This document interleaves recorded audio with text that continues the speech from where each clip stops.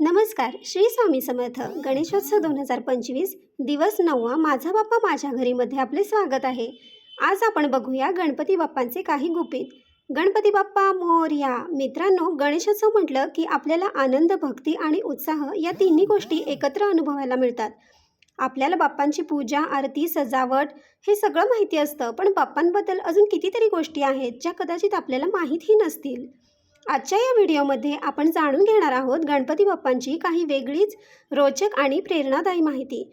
तर चला मग सुरुवात करूया आपल्या लाडक्या बाप्पांच्या या अद्भुत प्रवासाला. एक आहे सर्व देवांमध्ये पहिले पूज्य.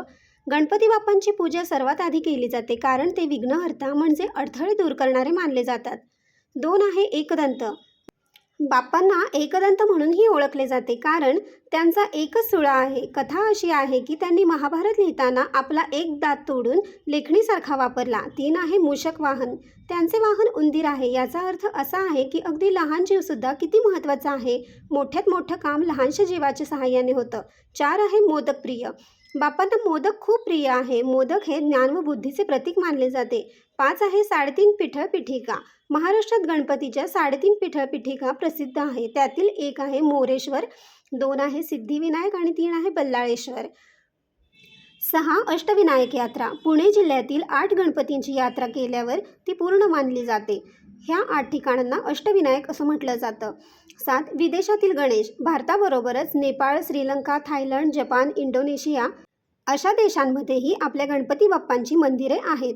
8 आहे गणेश विसर्जनाचा संदेश. मूर्ती समुद्रात किंवा नदीत विसर्जित करणे म्हणजे आपण ज्या वस्तूमध्ये श्रद्धा ठेवतो ती परत निसर्गात विलीन होते आणि निसर्गच खरा देव आहे हा संदेश त्यातून मिळतो. चला तर मग भेटूया पुढच्या भागात.